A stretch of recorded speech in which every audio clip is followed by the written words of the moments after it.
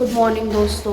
So next day हो गया है, सुबह के बज रहे 5। अब हम लोग यहाँ से निकल रहे हैं मनोकामना टेम्पल दर्शन के लिए, वहाँ से काठमांडू में। सो बस मॉर्निंग का टाइम में निकल चुकी हूँ, रेडी हो चुकी हूँ। आज मैंने पहने सूट, अब ये चल के वहाँ पे पहुँचूँगी, फिर आपको सूट दिखाऊंगी। तो बस निकलते हैं, अब आप लोग मिलते हैं रास्ते में, ठीक है। छवि दीदी चलो चलो, रेडी है। मैं सबसे पहले नहाया हूँ। हाँ 3 बजे नहा के बैठा हुआ है, 3 बजे नहा के सो गया था, अभी उठा है। चश्मा नहीं, मेरा चश्मा तुम्हारे पास है? नहीं रोगी, मैं तुम्हें हाथ में पकड़ा था होटल में, यहाँ खाना खा रहे थे जब जिया जी डांट रहे थे। होटल में नहीं छूट गया? चलो तो हो जाए, चेक कर। नहीं, कहाँ चेक करूँ, सामान वामान में नहीं दिख रहा है।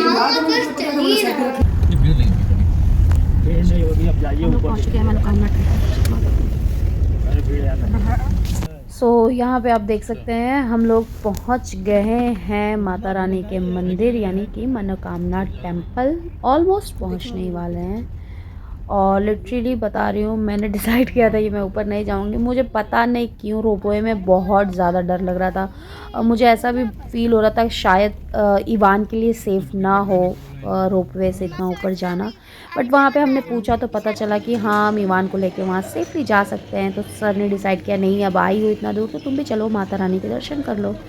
तो बस ऐसे टिकट्स लिए गए सबके। और उसके बाद वहाँ तो बहुत मॉर्निंग का टाइम था, बहुत ज़्यादा ठंड थी और मुझे तो ठंड से एज़ ऑलवेज़ बहुत ज़्यादा एलर्जी है, तो फिर मैंने बहुत ज़्यादा खुद को कवर कर लिया। हाँ, लेकिन बच्चे एज़ ऑलवेज़ बहुत ज़्यादा एक्साइटेड थे और बहुत ज़्यादा लाइक खुश थे। बट मुझे तो रोपवे के नाम से ही डर लगता है, तो मेरे मुंह पे 12 बज चुके थे क्योंकि हम लोग जा रहे थे बैठने रोपवे। और रोपवे में ये बैठने के बाद बिगनिंग में बहुत ज़्यादा मुझे डर लगता है। आई डोंट नो, किसी किसी को तो बहुत मज़ा भी आता है, कुछ लोग एंजॉय, देखो बच्चे कितने खुश हैं, आपको दिख ही रहा है ब्लॉग में। लेकिन शुरू में मुझे बहुत ज़्यादा डर लगता है, बहुत ज़्यादा डर लगता है। लेकिन थोड़ा टाइम के बाद मैं भी कंफर्टेबल हो ही जाती हूँ।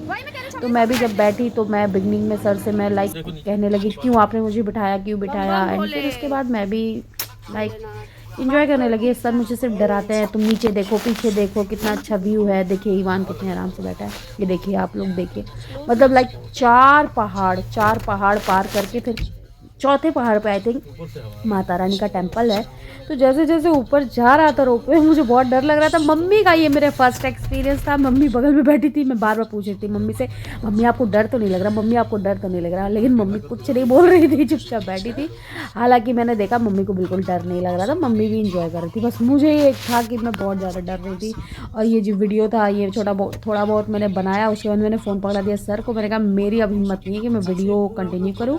और उसके बाद मैं बस भोले बाबा का जाप कर रही थी, माता रानी को याद कर रही थी कि सेफली हम लोग ऊपर पहुंच जाए। और ये देखिए आप ये देख सकते हैं लाइक मुझे लगता है फ्लाइट में बैठना और रोपवे में बैठना मेरे लिए तो एक बराबर, मैं दोनों में ही बहुत ज़्यादा डरती हूँ।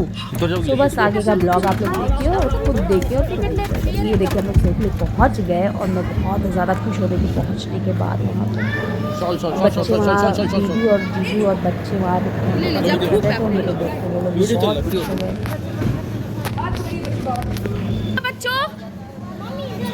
दीदी से पूछो कैसा लगा। अच्छा लगा, दादी ने बहुत हिम्मत दी, देखो पीछे। हाँ बिल्कुल डरने ही नहीं दिया। ऊपर चढ़ना नहीं निशान तो भाग दौड़ रहे हैं निशान।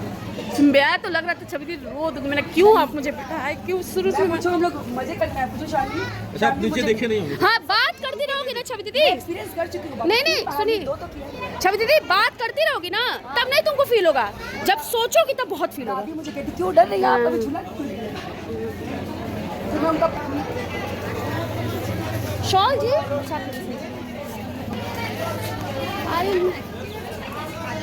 सुबह दर्शन करने के बाद हम सब लोग एक ही ट्रॉली में बैठ गए, पूरी फैमिली। और जाने के टाइम हम सब साथ में बैठे थे। और उसके बाद हम लोग जाते वक्त इतना डर नहीं लगता और जाते वक्त आप बहुत जल्दी पहुंचते भी है।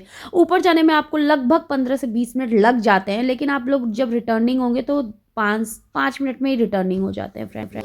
सो गुड मॉर्निंग दोस्तों। अभी मॉर्निंग का टाइम है और इस समय हम लोग हैं काठमांडू में। तो सुबह के बज रहे हैं 5 और अब हम लोग निकल रहे हैं पशुपतिनाथ दर्शन के लिए। उसके बाद हमारी है फ़्लाइट।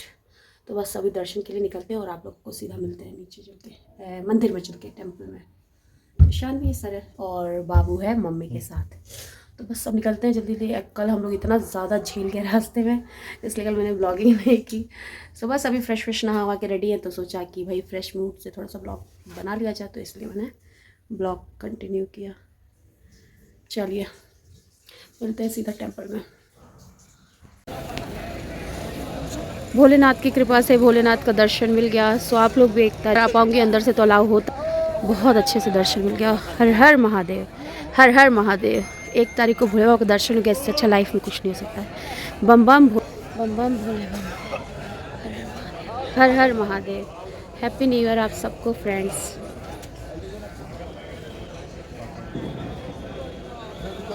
सो बस ये था हमारा 4 दिन का ट्रिप पोखरा एंड काठमांडू का। सो अब हम लोग को होना था रिटर्न। जिस दिन हम लोगों ने दर्शन किया, एक्चुअली हम लोगों ने डिसाइड किया था, जीजा जी ने एक्चुअली कहा कि नहीं फ़्लाइट से चलते हैं, क्योंकि बच्चों को बहुत परेशानी हो जा रही है, बहुत लंबा ट्रैवल करना पड़ जा रहा है गाड़ी से। लेकिन तुरंत में फ़्लाइट जो थी वो इतने लोगों के लिए अवेलेबल नहीं थी, तो इसलिए हम लोगों ने फिर डिसाइड किया, जो कैब हम लोगों ने पूरे सफ़र के लिए यही कैब बुक किया था, तो बुक से कैब से ही रिटर्न हुआ जाए। तो हमने डिसाइड किया, हमें रिटर्निंग लेना था 10 बजे 11 बजे हमने, बट डिसाइड किया कि जितना जल्दी निकलेंगे उतना अच्छा होगा। तो 5 बजे तक हम लोगों ने 5:30 बजे तक दर्शन कर लिया, और ये देखिए 6 बजे मॉर्निंग के 6 बजे हम लोग वहाँ से रिटर्न ले लिए। लेकिन उसके बाद भी हमें घर पहुँचते ऑलमोस्ट रात हो गई, क्योंकि इंडिया पहुँचते ही धुंध, कोहरा एंड ठंड सब कुछ अचानक हमारे ऊपर बारिश हो गई इन सब चीज़ों की। और बस यही है कि भोलेनाथ की कृपा से और माता रानी की कृपा से कोई बच्चे बीमार नहीं पड़े, एंड किसी को दवा वगैरह मेडिसिन वगैरह नहीं देनी पड़ी, तो ये सबसे अच्छी बात थी दोस्तों। तो ऐसे बस हम लोग का सफ़र हंसते गाते खेलते कूदते, बच्चों का खेलते कूदते खाते पीते आराम से हम लोग घर आ गए। लेकिन हाँ, घर पहुँचते हालत जो थी हमारी ख़राब हो गई थी। मैं यही सजेस्ट करूँगी कि घूमने जाना है तो भैया फ़्लाइट से जाओ अगर एंजॉय करना चाहते हो, क्योंकि सफ़र करने के बाद इतनी थकान हो जाती है कि फिर घूमने का इतना मन लगता नहीं है। और बच्चे थे वो भैया एक्साइटेड थे, खुश थे, लेकिन हम लोगों के तो भैया 12 बज गए थे आने के बाद। सो फाइनली हम लोगों की पोखरा की जो ट्रिप थी वो हुई आज कंप्लीट, और हम लोग आ चुके अपने घर। इस समय रात के बजे 10 बजे हमें आते थे, मतलब सच बता रही हूँ 15 घंटे की जर्नी। रुक के आ रहे थे, बच्चे थे ना, बच्चों को उतर के बार खाना था, उसमें शॉपिंग में एक जगह उतर गए शॉपिंग के लिए, तो मतलब लगभग 15 घंटे तो लग ही गए। अभी रात के 10 बज रहे, मम्मी को मैं ड्रॉप कर रही हूँ, ड्रॉप यहाँ कर दिया है। इवान गए अपने नाना जी से मिल के आ जाते हैं, फिर पहुँचते हैं घर। और ऐसे हम थके घर पहुँचेंगे और सब लोग लेंगे शार, क्योंकि बहुत ज़्यादा वो हो चुका है थकान। और उसके बाद तुरंत बिस्तर पे जाएंगे और सो जाएंगे। शानवी देखिए पीछे सो भी गई है, इतनी ज़्यादा थक गई है, देखिए सो गई है, ये देखिए सो गई है शानवी देखिए। तो बस घर पहुंचते हैं और फिर एक कंक्लूड मैं आपको सब कुछ बताती हूँ, और उसके बाद इस ब्लॉग को फिनिश करती हूँ, एंड करती हूँ दोस्तों। तो बस घर चल के फिर आप लोगों से मिलती हूँ, चलिए। सो फ्रेंड्स, हम लोग घर आ चुके हैं, और यहाँ पे आने के बाद पता क्या चला, हम लोग खुद ही फील कर रहे हैं बहुत ज़्यादा ठंड है। मैं तो कह रही हूँ पहाड़ी एरिया में ज़्यादा ठंड नहीं है। हम लोग तो सोच के गए थे कि वहाँ ज़्यादा ठंड होगी, बट वहाँ बिल्कुल अच्छा मौसम था। बट यहाँ इंडिया में आने के बाद पता चला कि यहाँ बहुत ज़्यादा ठंड है। और यहाँ आने के बाद ज़रूर इवान को भी सर्दी जुकाम हो गया, और मुझे भी थोड़ा सा 1-2 दिन मैं भी थोड़ा बीमार थी यहाँ आने के बाद, यहाँ के वेदर को फेस करने के बाद। सो बस ये था हमारा बहुत ही प्यारा ट्रिप। पहली बार हम लोगों ने फैमिली के साथ दीदी के साथ और मम्मी के साथ सबके साथ ट्रिप पे हम लोग गए, और बहुत ही ज़्यादा एंजॉय किया। तो ये मेरा पोखरा का 4 दिन का ट्रिप का ब्लॉग आप लोगों को कैसा लगा, आप लोग प्लीज़ कमेंट करके बताइएगा। और मैं ज़्यादा ब्लॉगिंग नहीं कर पा रही हूँ, क्योंकि इस समय मेरा पूरा ध्यान मेरे इवान पे है, और पूरा टाइम मैं इवान को दे रही हूँ, और मेरे पास लिटरली टाइम नहीं बच रहा है। इवान थोड़ा बड़ा भी हो गया ना, 7 महीने का हो गया है 7 महीने का। तो अब इवान जो है वो 1 सेकंड भी इवान को हम लोग आंखों से दूर नहीं कर पा रहे हैं। जैसे कि बेड पे भी रहता है तो उसको परमानेंट हम लोग को देखना पड़ता है। इतना बदमाशी कर रहा है, पूरे बेड पे क्रॉल कर रहा है, बैठ रहा है, खड़ा हो रहा है। अब उसको सब कुछ करना है। अब इसी एज में उसको सब करना है। तो इसलिए इवान के साथ मेरा टाइम कैसे बीत जा रहा है मुझे पता ही नहीं चल रहा है। तो अभी थोड़े बहुत ही ब्लॉग्स मिलेंगे आपको, ज़्यादा ब्लॉग नहीं मिलेंगे। क्या डेली का ब्लॉग डालूँ, कुछ एक्साइटिंग, कुछ बढ़िया होगा तो मैं आप लोग को ब्लॉग के थ्रू ज़रूर बताऊंगी, ज़रूर दिखाऊंगी। सो मिलते हैं अब एक नेक्स्ट ब्लॉग में, देखते हैं नेक्स्ट ब्लॉग कब आएगा और किस चीज़ का आएगा। तब तक आप लोग वेट करिए और मेरे इस वीडियो और ब्लॉग को बहुत सारा प्यार और सपोर्ट दीजिए। चलिए मिलते हैं, बाय नेक्स्ट ब्लॉग में। बाय ईवान, बाय कर दो, bye bye friends, bye bye. So ये पिंक पिंक पहना है ना, ये पिंक पिंक एक्चुअली ईवान की बहन का है। चलिए, ठंड में देखिए ईवान को देख रहे हैं, खांसी हो गई आने के बाद यहाँ के वेदर से। तो चलिए मिलते हैं नेक्स्ट ब्लॉग में। Bye bye bye bye bye bye bye bye.